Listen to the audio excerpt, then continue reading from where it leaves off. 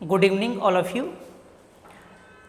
आइए हम लोग स्टार्ट करते हैं अपने अगले सेशन को लेकर। इस सेशन में हम लोग बात करेंगे कि कोऑर्डिनेशन कंपाउंड का नेमिंग कैसे करते हैं। अगर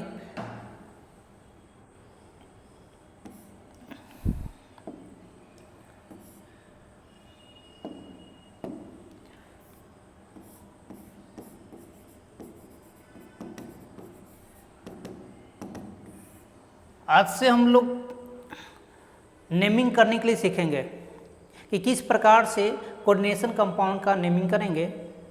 तो कुछ करना नहीं है, जो बेसिक आपने रूल पढ़े हैं लिगेंड्स के बारे में उसी को फिर से वापस यहाँ पर देखना है।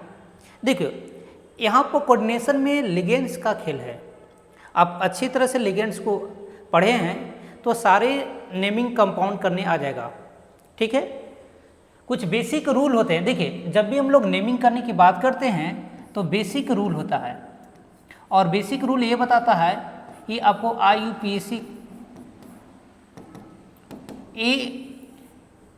IUPAC के तहत हम लोग कंपाउंड का नेम करते हैं। इसका पूरा नाम है international union pure and applied chemistry. International union pure and applied chemistry. ठीक है, देखिए इन्होंने कुछ नियम बताए हैं कि किस प्रकार से हम लोग नेमिंग करते हैं। आइए उन नियमों को लिखते हैं। अगर हम नियम की बात करें,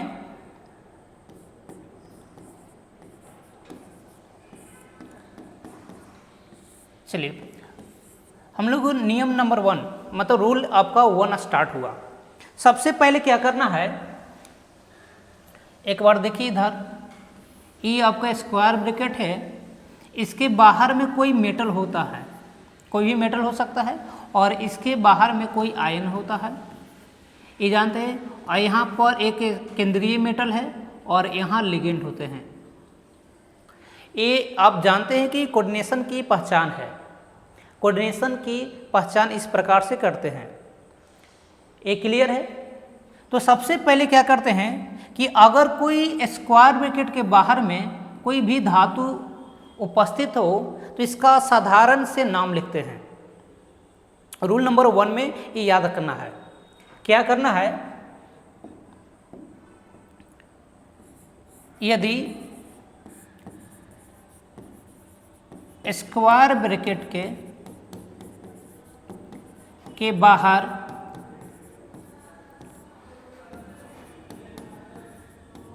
कोई धातु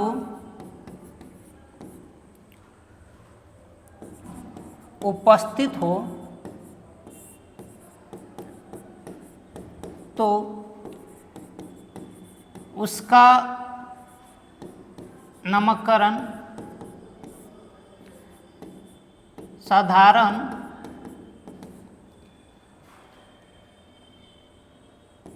नाम लिखते हैं।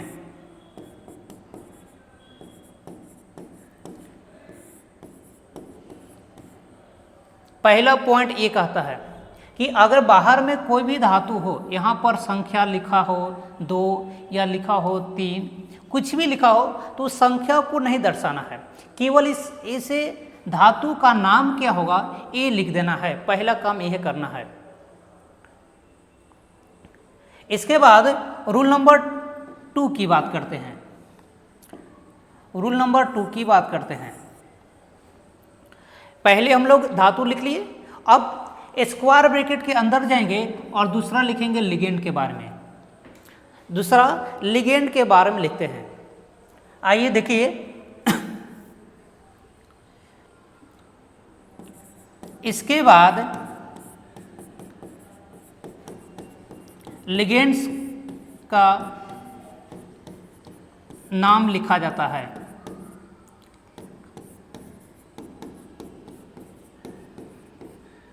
इसके बाद किसका लिखा जाएगा, लिगेंड्स का नाम लिखा जाएगा। यदि 3 नंबर रूल में यदि लिगेंड्स,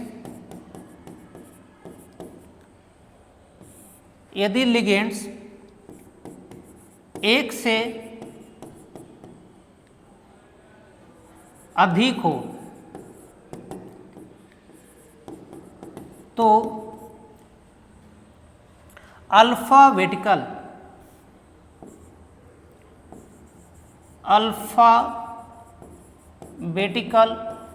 ऑर्डर में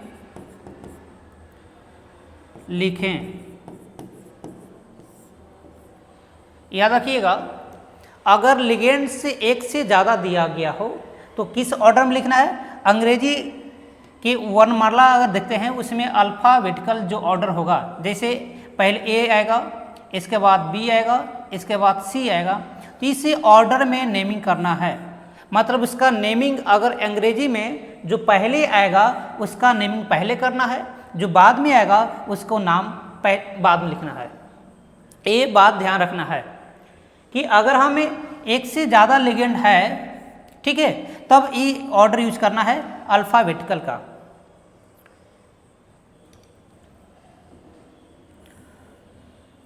रूल नंबर 4 में ध्यान देना है। देखिए रूल नंबर 4 में क्या ध्यान देना है कि अगर लिगेंड की संख्या दिया गया है, जैसे आपने यहाँ पर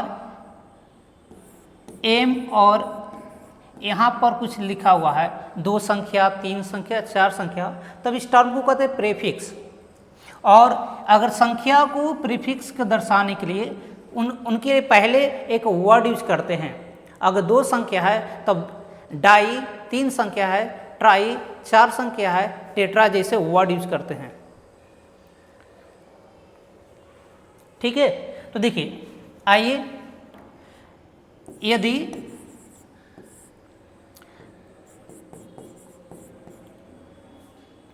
लिगेंड्स की संख्या एक से अधिक है तो प्रीफिक्स के रूप में इस प्रकार से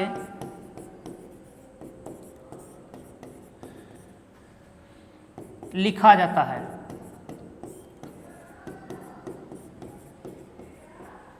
देखिए प्रीफिक्स के रूप में इस प्रकार से लिखा जाएगा।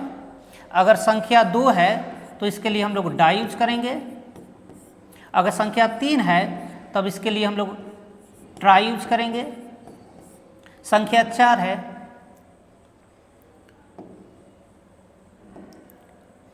संख्या 4 है तब इसके लिए टेट्रा। ठीक है, इस प्रकार से हम लोग यूज करेंगे।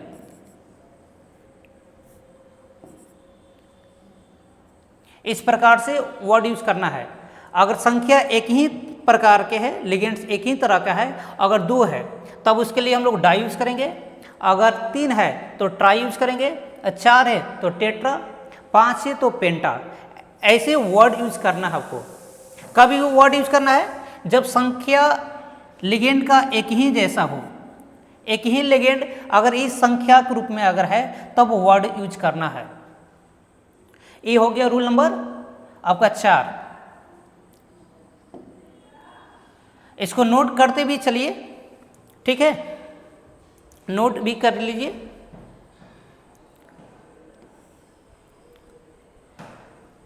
आइए हम बात करते हैं रूल नंबर 5 का। पहले एक बार रूल लिख लेते हैं।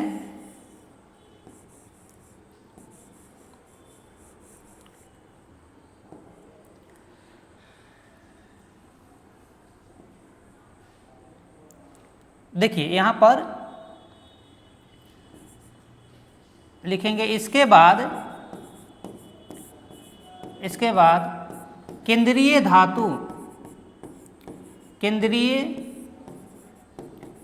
धातु का नाम लिखा जाता है।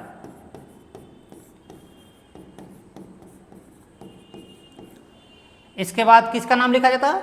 केंद्रीय धातु का नाम लिखा जाएगा।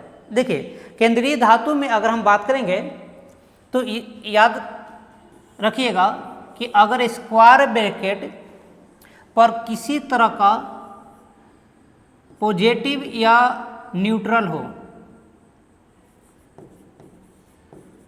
आपके केंद्रीय धातु पर किसी तरह का पॉजिटिव या न्यूट्रल आवेश दिया हुआ है, तब केंद्रीय धातु का साधारण से नाम लिखते हैं। अगर स्क्वायर ब्रैकेट के ऊपर में किसी तरह का नेगेटिव अगर आवेश दिया गया है तब उसका नाम में कुछ बदलाव करते हैं। क्लियर? तो उस पॉइंट को हम नोट करते हैं।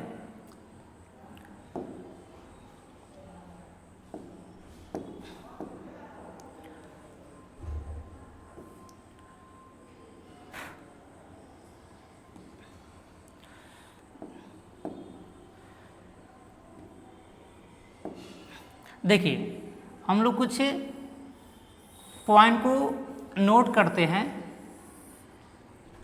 पॉइंट 6 नंबर लिखेंगे। यदि स्क्वायर ब्रैकेट पर किसी धनायन या उदासीन आवेश हो तो केंद्रीय धातु का नाम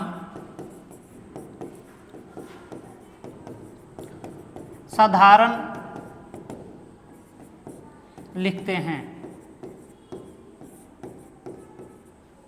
परंतु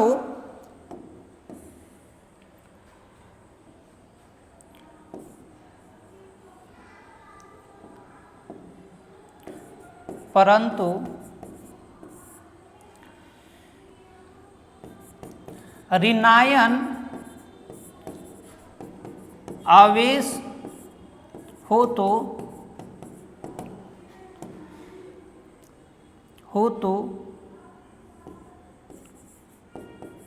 धातु के नाम के साथ 8 ठीक ना, 8 शब्द जोड़ दिया जाता है।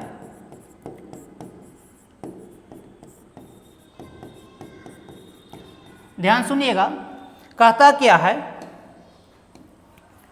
कि अगर स्क्वायर ब्रैकेट आपका है, अगर स्क्वायर ब्रैकेट पर धनायन या उदासीन आवेश दिया हो, उदासीन का मतलब है कि वहाँ पर कुछ ना दिया हो तो उदासीन समझेंगे, अगर कुछ दिया है तो या तो धनायन होगा या तो ऋणायन होगा, दो ही आवेश हो सकता है। तो अगर धनायन हो या उदासीन हो तब हम लोग केंद्रीय धातु का साधारण नाम लिखेंगे, जैसा नाम है उस प्रकार से। लेकिन अगर केंद्रीय धातु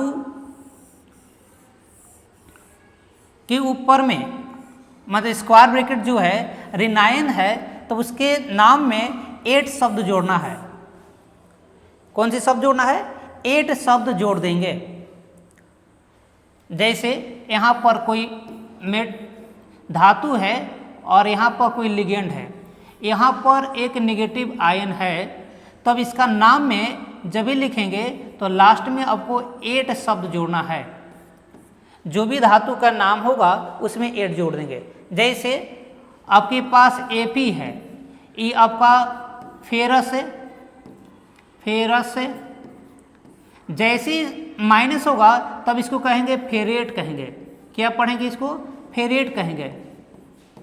इसको पढ़ते क्या है? फेरेट पढ़ेंगे। ठीक है, तब इस धातु का नाम में कुछ इस प्रकार से बदलाव होगा। याद करना होगा कब? जब ये ऋणायन आवेश रहेगा तब। अगर ऋणायन नहीं है तो आपका नाम में किसी तरह का बदलाव नहीं होगा।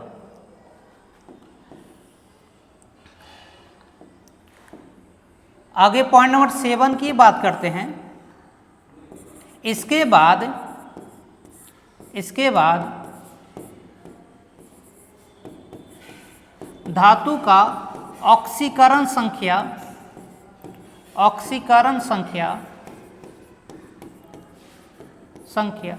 लिखते हैं।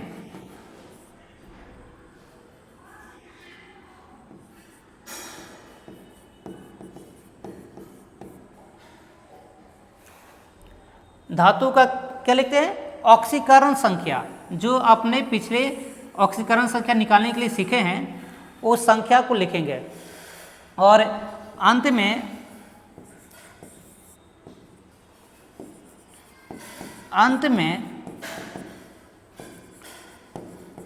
स्क्वायर ब्रैकेट के बाहर आयन हो तो उसका नाम साधारण लिखते हैं।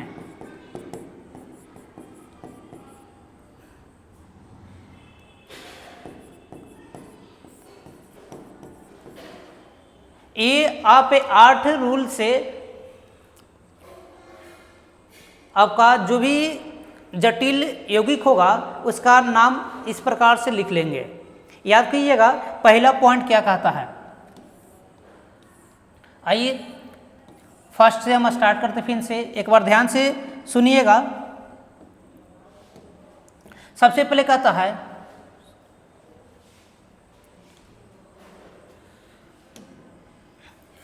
ध्यान सुनिएगा, अगर स्क्वायर ब्रैकेट के बाहर में कोई अगर धातु प्रेजेंट है, कोई भी धातु अगर है तब उसका धातु का नाम लिखेंगे। पहला जो धातु का नाम होगा, जैसे अगर पोटेशियम है तो पोटेशियम लिखेंगे, सोडियम है तो सोडियम लिखेंगे। पहला पॉइंट ये याद होना चाहिए।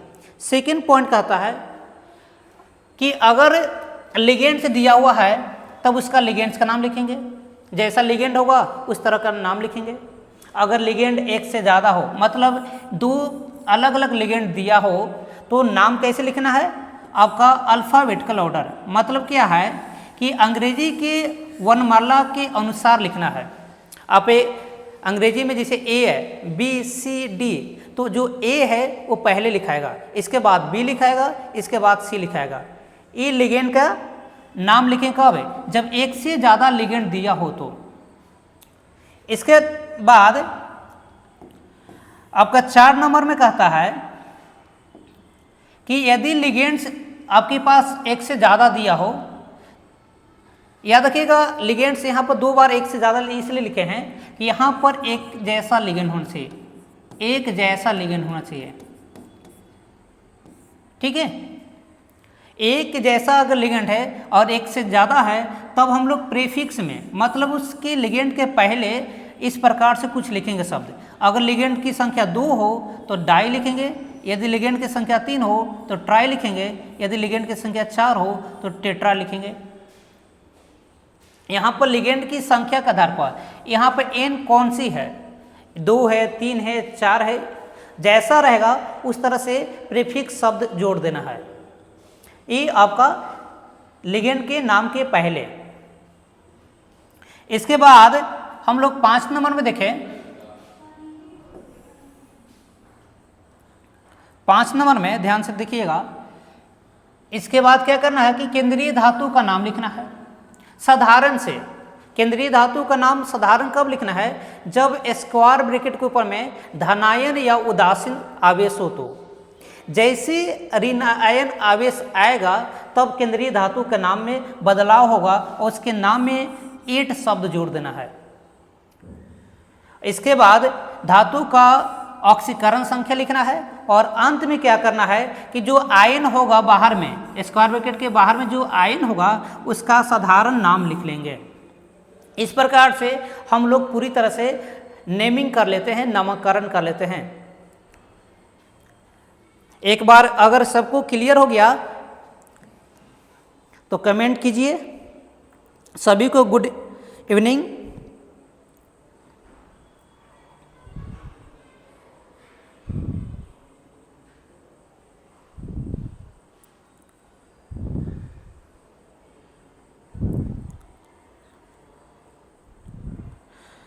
ओके, ठीक है, थोड़ा फ्रेश राइटिंग करने की कोशिश करेंगे।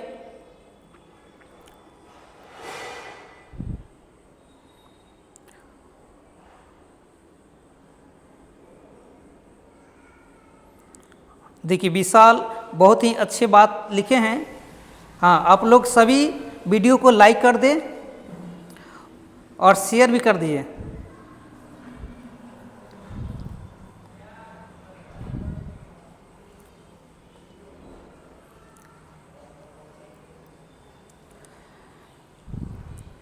चलिए, यहाँ तक सबको क्लियर हो गया।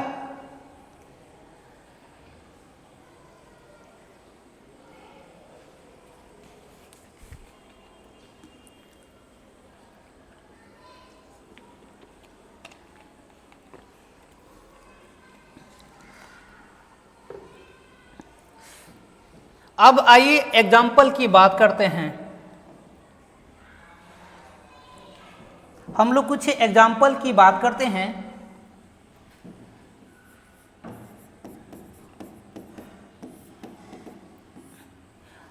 देखिए, आपके पास इस प्रकार के एक जटिल यौगिक दिया हुआ है।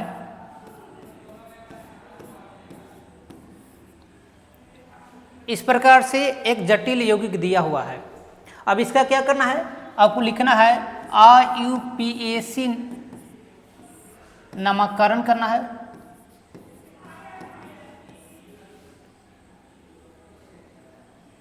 ठीक है ना, IUPAC नेम लिखना है।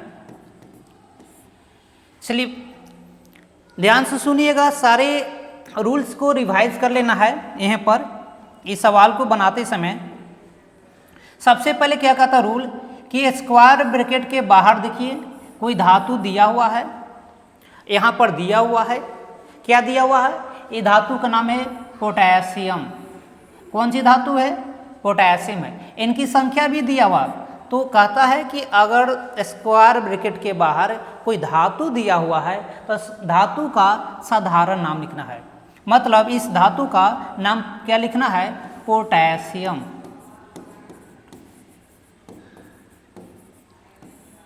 इस संख्या से कोई मतलब नहीं है। इसके बाद आपको अब जाना कहाँ है, इस स्क्वायर ब्रैकेट के अंदर लिगेंड को देखना है। यहाँ पर लिगेंड देखिए संख्या एक से ज़्यादा है और एक ही प्रकार के लिगेंड है। अगर संख्या एक से ज़्यादा है और एक ही प्रकार के लिगेंड है तो अब इन शब्दों के लिए वर्ड यूज करना है, प्रीफिक्स वर्ड यूज करना है। देखिए हम लोग 2 की बात किए थे डाई, 3 में बात किए थे ट्राई, 4 की बात किए थे टेट्रा, 5 की बात करते हैं पेंटा और 6 की बात करते हैं हेक्सा। ये सब वर्ड आपको याद करना है। तो यहाँ पर संख्या 6 है, तब हम इसे का पहले नाम लिखेंगे हेक्सा। हेक्सा। अब बताइए CN कौन सा लिगेंड है, इसका नाम क्या लिखते हैं, CN का नाम क्या लिखते हैं, तो इसको पढ़ते हैं साइनो। साइनो क्या पढ़ते, इसको साइनो पढ़ते हैं। तो हेक्सा साइनो, हेक्सा साइनो हो गया। इसके बाद हम लोग धातु के नामकरण करेंगे, लेकिन धातु के नामकरण करने से पहले देखिए कि इस स्क्वायर ब्रैकेट के ऊपर में कैसा आवेश है, यहाँ ध्यान से देखिए। तो कैसे मालूम चलेगा कि कौन सा आवेश है, यहाँ तो कुछ नहीं दिया हुआ है। तो इसको एक बार देख लीजिएगा। अगर बाहर में याद रखिए कोई धातु दिया है, ध्यान से सुनिए, ऐसे था, ये दिया हुआ है, तो बाहर में अगर कोई धातु दिया हुआ है, यहाँ देखिए तो कोई धातु दिया है, तो इसको लेके जाइए जल के अंदर। जैसे जल के अंदर लेके जाइएगा तो धातु इससे अलग हो जाएगा, धातु इससे अलग हो जाएगा और इसके ऊपर में एक नेगेटिव चार्ज आ जाएगा, एक नेगेटिव चार्ज आ जाएगा इस तरह से। मतलब यहाँ पर ऋणायन आ गया। जैसे ऋणायन आ गया तो इस धातु का नाम ये बदलना होगा। पहले से इसको कहते हैं फेरस, इसका नाम पहले था फेरस। अब इसका नाम में क्या करना है कि अस को हटाकर एट जोड़ देना है, बन जाएगा फेरेट। ठीक है, एट शब्द का प्रयोग करते हैं और इसका नाम इस प्रकार से बदलता है, फेरेट हो जाएगा।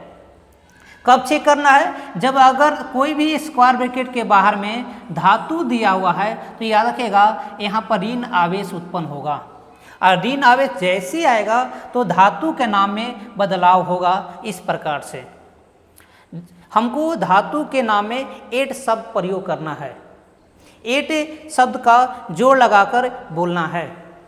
क्लियर?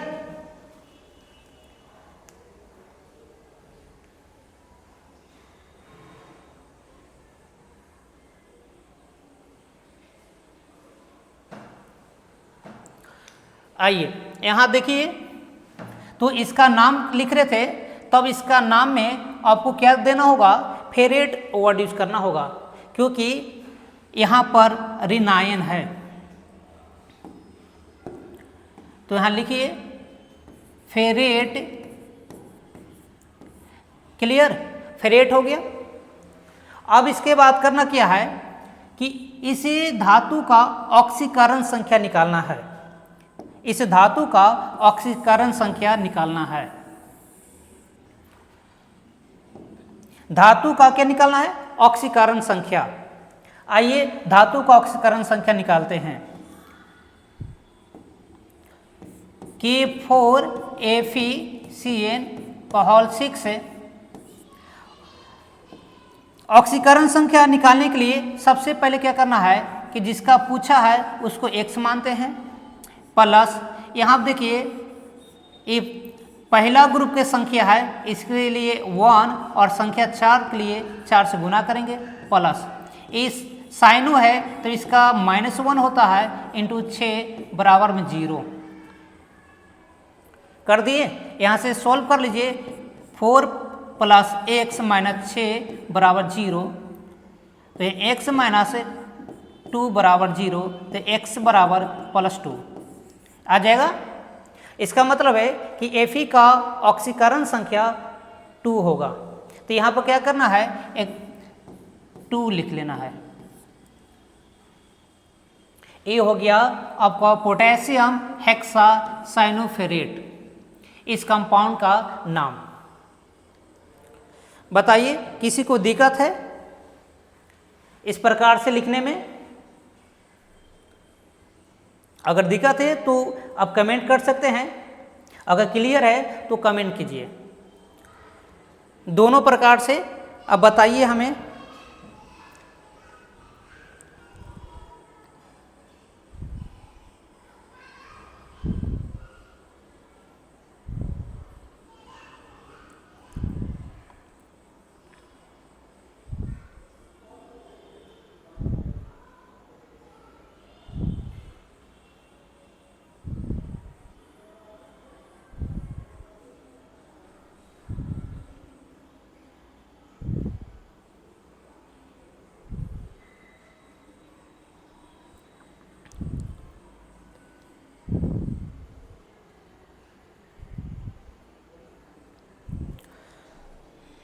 चलिए सबको क्लियर है। आइए एक सवाल और करते हैं।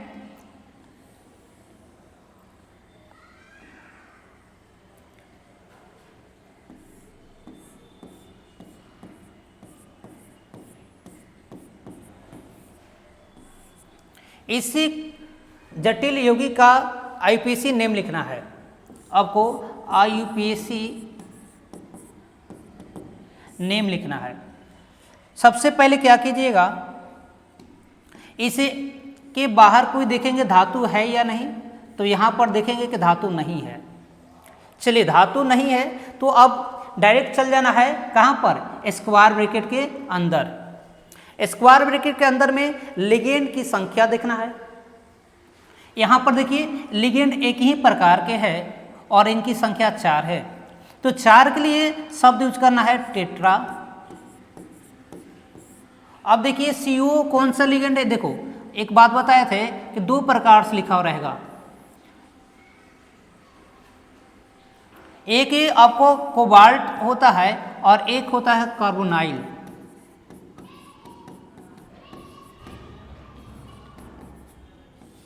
ठीक है, एक कार्बोनाइल है और एक कोबाल्ट है। तो यहाँ पर जो लिगेंड होता है वो लिगेंड होता है कार्बोनाइल। कभी भी हम लोग कोबाल्ट नहीं लिखेंगे। यहाँ पर अगर कोई धातु दिया है तो ये लिगेंड होगा। अगर लिगेंड है तब इसका नाम होता है कार्बोनाइल। तो क्या लिखेंगे? टेट्रा कार्बोनाइल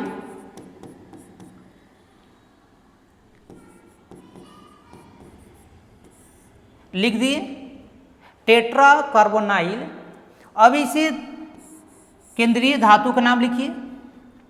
तो चेक कर लीजिए एक बार कि मेरा जो कॉम्प्लेक्स है, जो जटिल है, वो क्या धनायन है, ऋणायन है या उदासीन, ये चेक कर सकते हैं।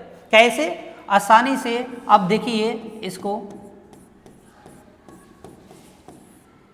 बाहर में कोई धातु नहीं है तो पानी में जाएगा तो इधर से कोई फर्क नहीं पड़ेगा, और इधर भी कुछ नहीं दिया हुआ, इसका मतलब यह उदासीन है। अगर आयन नहीं दिया है तो उदासीन हो गया, धनायन नहीं दिया है, आपको कोई धातु नहीं दिया तो उदासीन होगा। इसलिए ये हो जाएगा आपका उदासीन। जब उदासीन होगा तो नाम में किसी तरह का बदलाव नहीं होगा। केंद्रीय धातु का जो नाम होता है वो नाम लिखना होगा।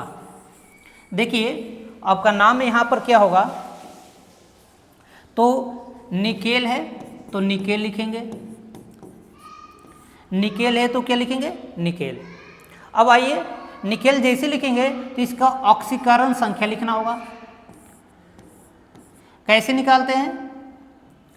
NiCO का होल 4 है तो इसको मान के चलो X, और एक उदासीन लिगेंड है। ये कौन सा लिगेंड है? उदासीन लिगेंड है। अगर उदासीन लिगेंड है तब इसके लिए 0 देंगे और संख्या 4 से गुना करेंगे, बराबर में 0, x की वैल्यू आएगा 0। इसका मतलब है यहाँ पर 0 होगा। क्या हो गया? Tetra carbonyl nickel. क्लियर?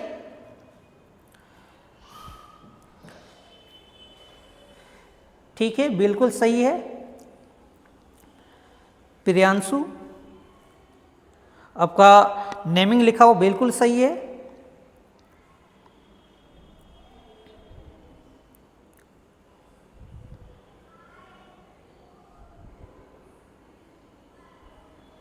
इसी प्रकार से आप लोग कमेंट करते रहिए।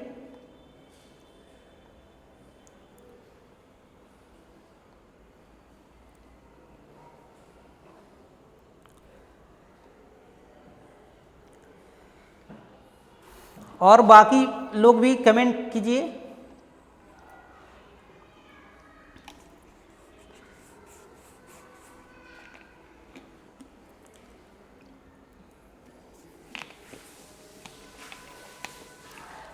अगर क्लियर है तो आगे हम लोग सवाल प्रैक्टिस करते हैं।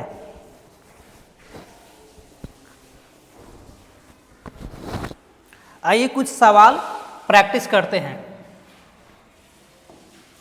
आपके पास एक दिया हुआ यौगिक है जिसका IUPAC नेम लिखना है।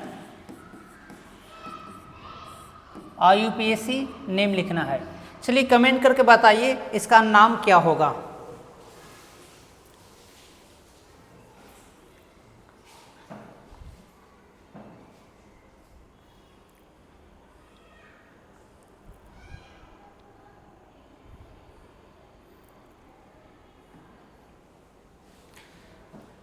इसका नेम क्या होगा ये बताइए। आपके पास दिया हुआ एक कंपाउंड, इस कंपाउंड का नाम क्या होगा ये बताना है।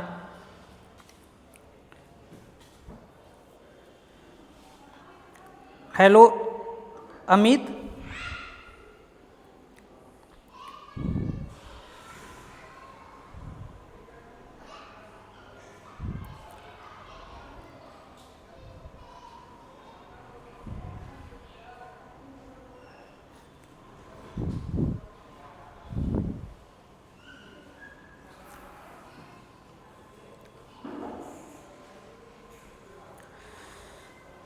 देखिए कैसे नेम करना है।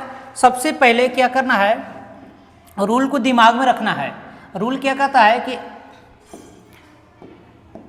स्क्वायर ब्रैकेट के बाहर में कोई धातु है तो धातु का नाम पहले लिखना है। यहाँ पर देखिए एक धातु आपके पास है जिसका नाम है पोटेशियम, तो इस पोटेशियम का साधारण नाम लिखेंगे।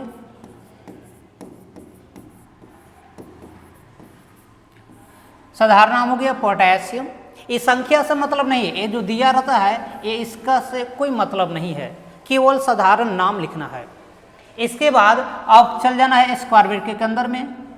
जैसे स्क्वायर ब्रैकेट के अंदर जाते हैं तो सबसे पहले लिगेंड को देखना है। अगर लिगेंड एक ही प्रकार का है तो नाम में संख्या के आधार पर देंगे। अगर लिगेंड एक से ज़्यादा है तो फिर अल्फ़ाबेटिकल यूज करना है। यहाँ देखिए एक ही प्रकार के लिगेंड है तब इनकी संख्या देखेंगे। संख्या कितना है, 4 है। 4 के लिए टेट्रा शब्द यूज करना है, टेट्रा यूज कर दिए। देखिए अभी बताया था कि CN लिगेंड है तो CN कैसा होता है, इसका नाम होता है साइनो। CN का नाम क्या है, साइनो। तो यहाँ पर लिखेंगे साइनो, इसका नाम लिखेंगे साइनो। यहाँ तक हो गया, लिगेंड तक लिख दिए। अब आइए लिखना होगा इस धातु का नाम जो आपको दिया हुआ है, केंद्रीय धातु, इसका नाम लिखना होगा। लेकिन इसके नाम लिखने से पहले एक बार कम जटिल को चेक कर लेना है कि कैसा इसके ऊपर आवेश आएगा। देखिए तो जैसे इसको पानी के अंदर में डालेंगे,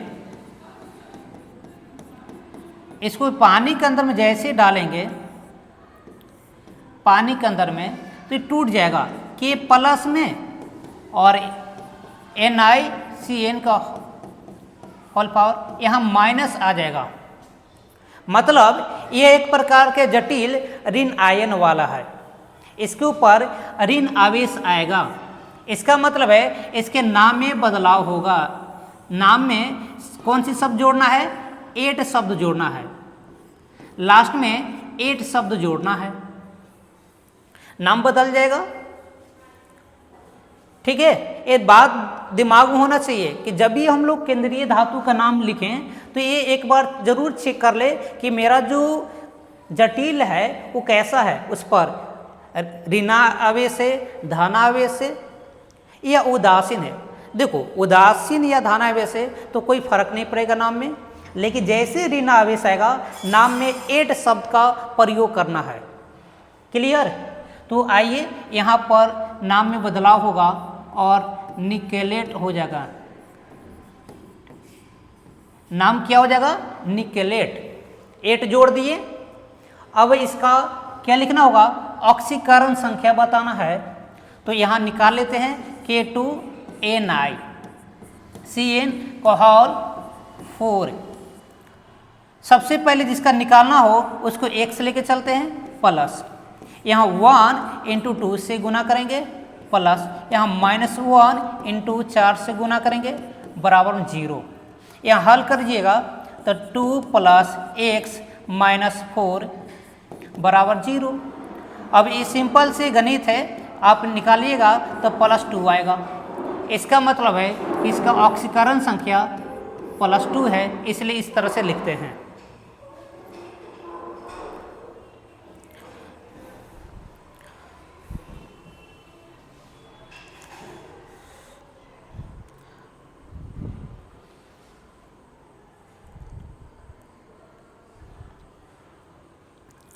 चलिए आप लोग का बिल्कुल सही है, इसी प्रकार से जवाब देते रहिए।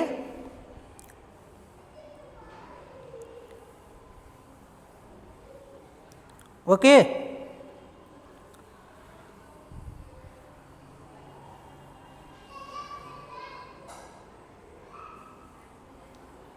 और बाकी का भी जवाब आना चाहिए। कंपाउंड को नेम कैसे लिखते हैं, साथ में अब प्रयास कीजिए लिखने का भी।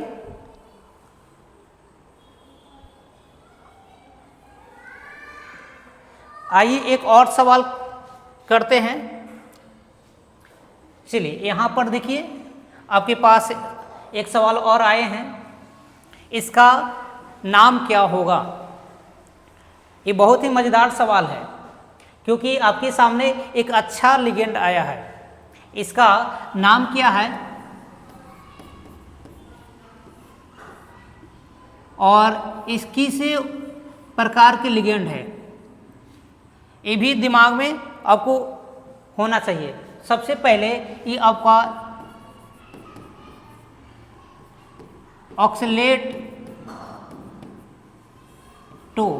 ऑक्सीलेटो है और ये एक प्रकार के बाइडेंटेट है।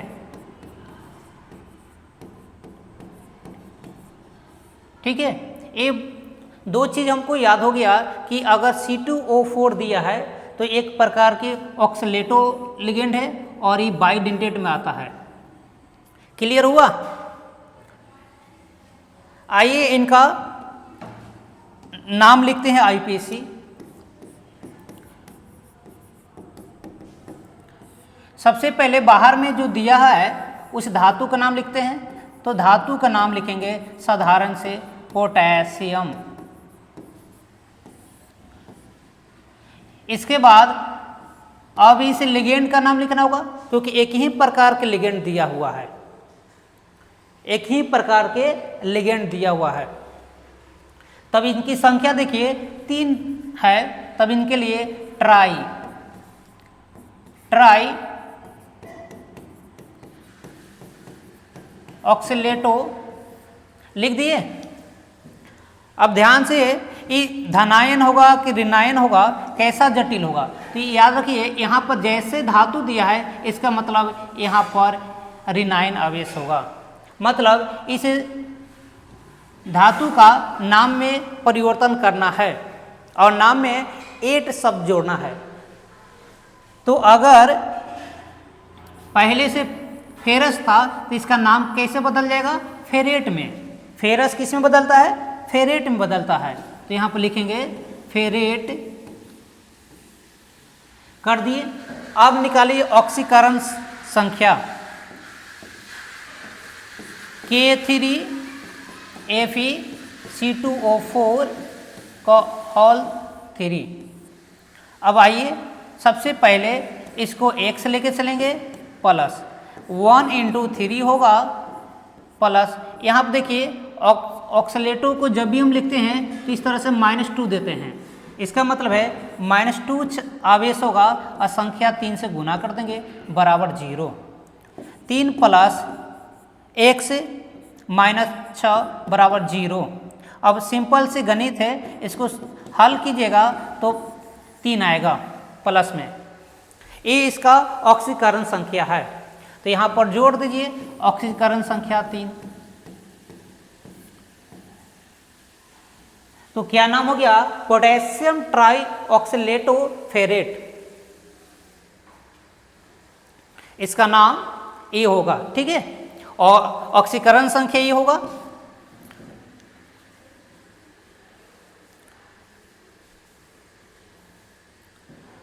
सबको क्लियर है ना?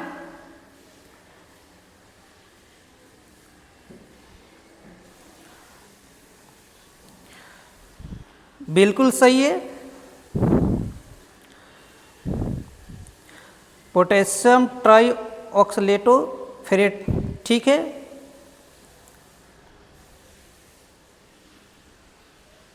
अच्छा, कोई बात नहीं है, अगर आप गलत हो गया तो कोई दिक्कत नहीं है, लिखने का प्रयास कीजिए।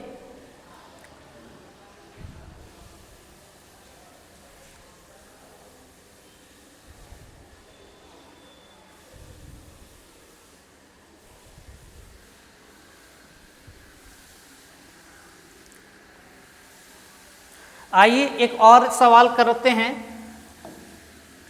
चलिए यहाँ पर देखिए सवाल में थोड़ा सा ट्विस्ट किया गया है, थोड़ा सा सवाल को बदला गया है। यहाँ पर देखिए एक से ज़्यादा लिगेंड दिया गया है। यहाँ पर हम लोग 2-2 लिगेंड यूज कर रहे हैं। ये दिमाग में होना चाहिए कि 2 लिगेंड अगर है तो नाम कैसे लिखना है, अल्फ़ाबेटिकल ऑर्डर। क्लियर? अब आइए इनका नाम कैसे लिखते हैं।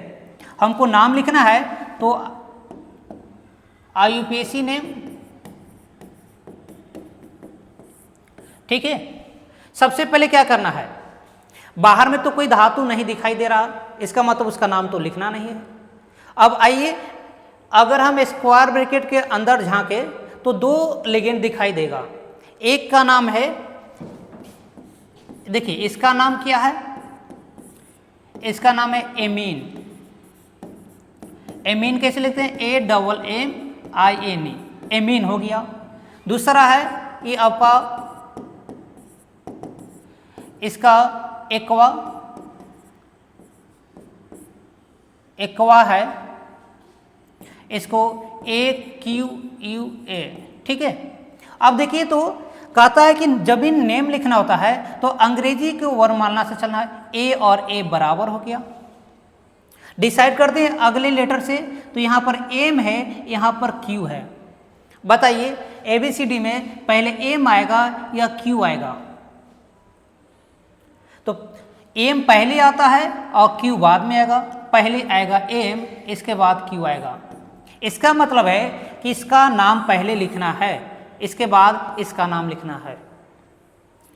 कैसे डिसाइड करना है? अगर एक से ज़्यादा लिगेंड है तो देख लीजिए, इस प्रकार से हम लोग डिसाइड करते हैं। सबसे पहले उसका जो भी नाम होगा वो आपका नाम लिख देंगे और लेटर मिलाएंगे। यहाँ पर देखिए पहला लेटर मिल गया, तो दूसरी लेटर मिलाएंगे, दोनों में देखिए M पहले आएगा, Q बाद में। इसका मतलब हुआ कि एमीन को पहले लिखना है और एक्वा को बाद में लिखना है। तो पहले हम किसका नाम लिखेंगे? एमीन को लिखेंगे, इसके बाद हम किसका लिखेंगे? एक्वा। क्लियर?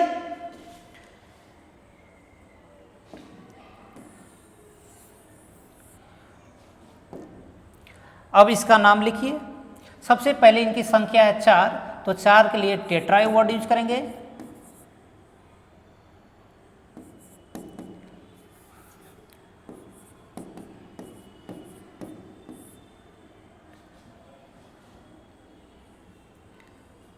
टेट्रा, ठीक है, टेट्रा एमीन,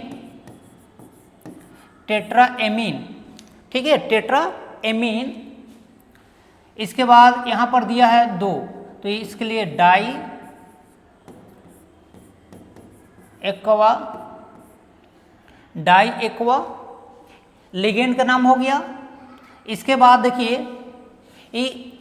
अगर इधर ऋणायन है तो इसको होगा धनायन। अगर जल के अंदर में जाएगा तो देखिए जैसे ही आयन दिया हुआ है इधर में, तो जल के अंदर में जाने के बाद ये ऋणायन में टूट जाएगा और ये धनायन में। मतलब है कि आपके स्क्वायर ब्रैकेट एक धनायन बन रहा है। अगर स्क्वायर ब्रैकेट धनायन है तो इस केंद्रीय धातु के नाम में किसी तरह का बदलाव नहीं होगा। मतलब इसका नाम होगा tetra ammine di aqua cobalt.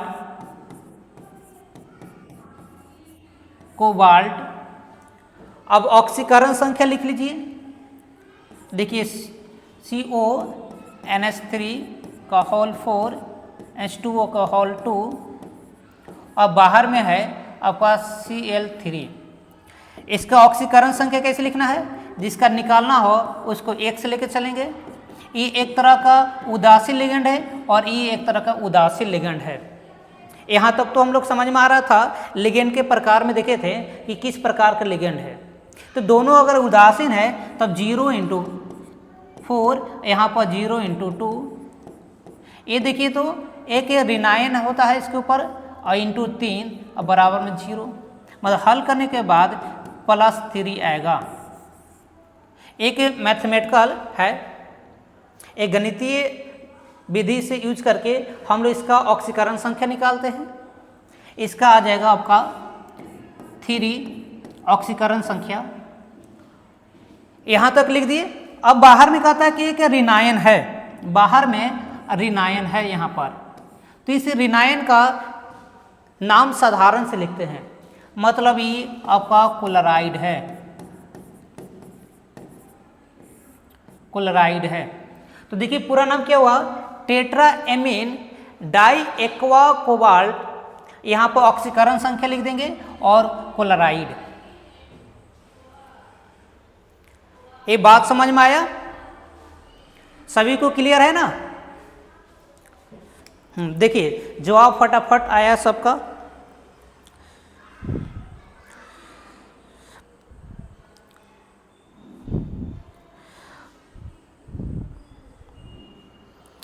Tetraammine die aqua cobalt, ठीक है, बिल्कुल रांगनी। इस्सू का भी सही है।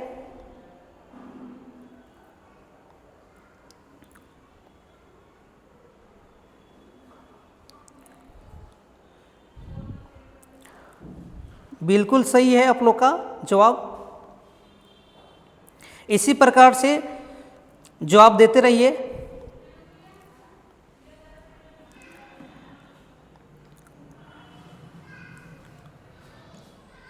आइए और नए सवाल आते हैं। अच्छा, यहाँ तक सवाल है तो ठीक है, एक और सवाल हम लोग करते हैं। एक सवाल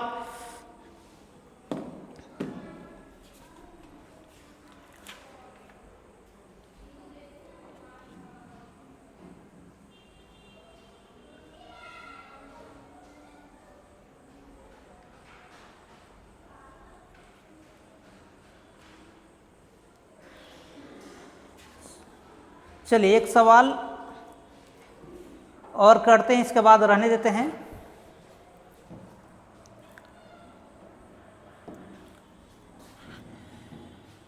मान लें कि इस तरह से आपको दिया हुआ है ApCl6, ठीक है। अगर इसका निम्न करना होगा तो क्या करेंगे?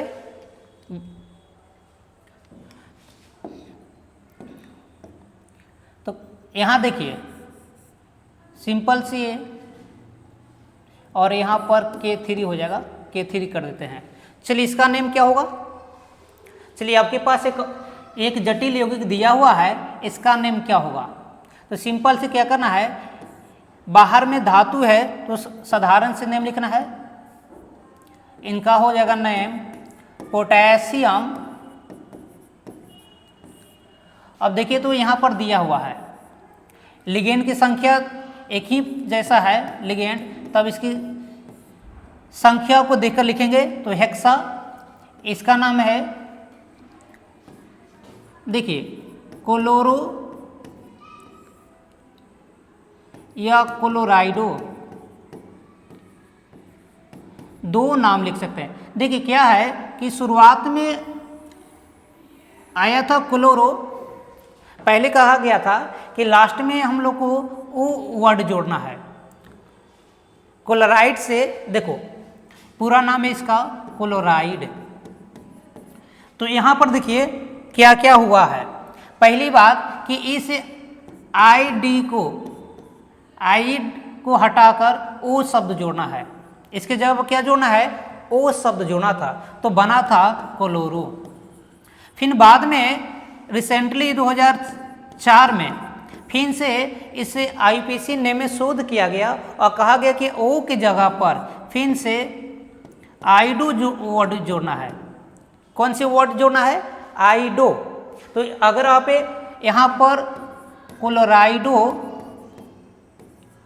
क्लोराइडो शब्द जोड़ देंगे, ठीक है, मतलब इसे ओ की जगह पर 2004 में सुधारा गया, इसकी जगह पर कहा गया आइडो शब्द जोड़ना है।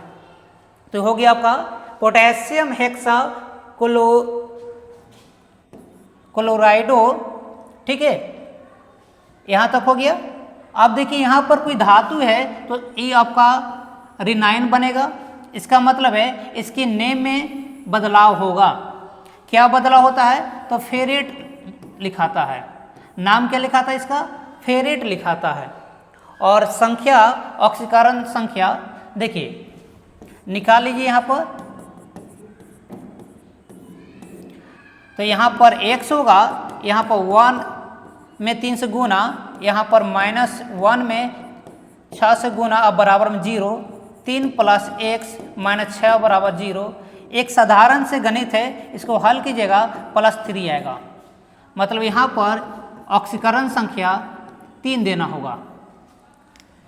तो एक बात ध्यान में समझना होगा कि जब ये अगर O लिख रहे हैं तो कोई दिक्कत नहीं है, क्लोरो भी लिखे सकते हैं, लेकिन रिसेंटली जो सुधार किया गया है तो अब हम आइडू लिख सकते हैं, दोनों सही होगा। ठीक है, कोई ज़्यादा दिक्कत नहीं होगा। तो इस प्रकार से हम लोग क्या लिख लिए, IUPAC नेम सीख लिए। अगले क्लास में हम लोग इसका बॉन्डिंग स्ट्रक्चर सीखेंगे, मतलब आइसोमरिज्म के ऊपर हम लोग अगले क्लास में बात करेंगे कि किस तरह से आइसोमरिज्म बताया गया है, इसका बॉन्डिंग नेचर किस तरह से होता है। ठीक है, तो आज क्लास यहाँ पर रहने देते हैं, अगले क्लास में मिलते हैं।